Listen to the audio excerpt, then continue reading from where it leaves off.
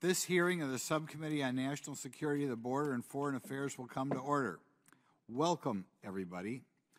Without objection, I may declare a recess at any time.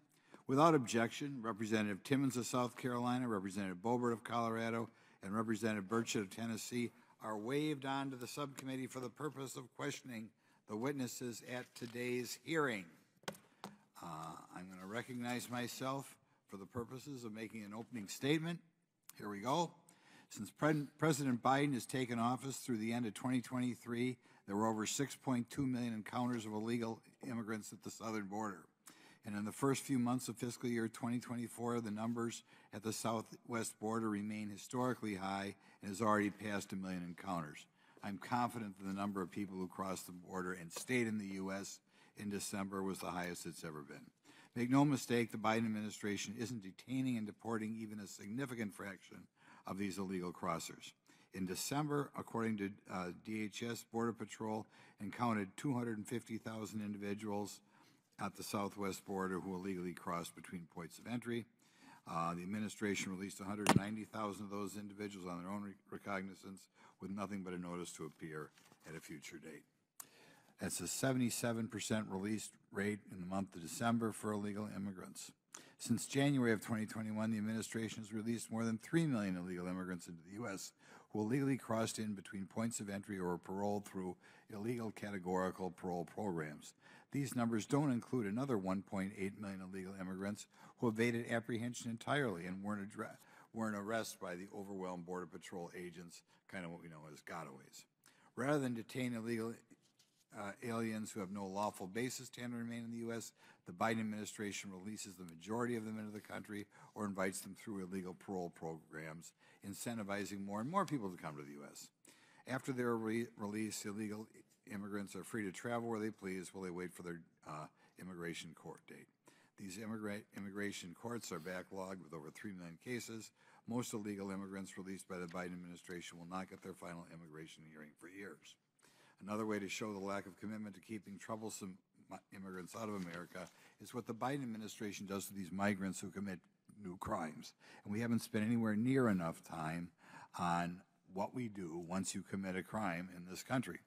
The Biden administration issued a policy memos tying the hands of our immigration and customs enforcement agents, restricting when they can enforce the law against immigrants who commit new crimes once they come to this country. Secretary Mayorkas issued a memorandum for DHS restricting priorities for enforcement on September 30th, 2021, emphasizing that criminal activity on its own is not enough to make an illegal alien a priority. Let me repeat that. Committing a crime once you get here is not enough to make kicking you out a priority. Instead, only current threats are enforcement priorities, and then only because of serious criminal conduct, whatever serious means. Visa overstays aren't priorities at all. There's a departure from the norm under previous administrations, and we'll examine that today. While millions of illegal aliens are released into the country, ICE attorneys were ordered by a policy memo implementing Secretary Mayorkas' guidance to dismiss tens of thousands of cases in immigration court. In fiscal year 2023, they dismissed 84,000 cases on top of the 91,000 cases dismissed in year 22. ICE only removed 142 illegal aliens last year, despite an historic 3.2 million new encounters. The Judiciary Committee has assessed that the Biden administration is effectuating final orders for removal for only 1 out of every 26 illegal aliens. The message sent by the Biden administration is clear. Violations of our immigration laws and even breaking laws once you're in this country will seldom be met with consequences. By the way, I think we're going to hear that that's worse than even under like President Carter or President Obama. Certainly not in most cases. Detention and removal are off the table. Even criminal history is no longer sufficient on its own to make a removable alien an enforcement priority from the Biden administration. The American people, states, and local communities are facing consequences of this massive catch-and-release campaign. American citizens, lawful immigrants, and taxpayers are footing the bill. Costs of criminal justice, healthcare, education, housing, and transportation, and other services. According to documents provided by the committee from FEMA, just in fiscal year 2023, FEMA reimbursed over $380 million to local jurisdictions and non-governmental organizations for expenses related to released illegal aliens.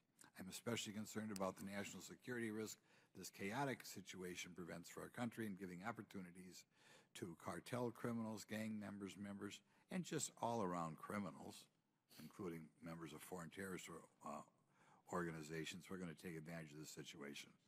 The Biden administration must take action to enforce existing law and the incentive to cross illegally and restore order to the existing chaos. Now we'll turn things over to the ranking member, Mr. Garcia. Thank you, Mr. Chairman. We're here, of course,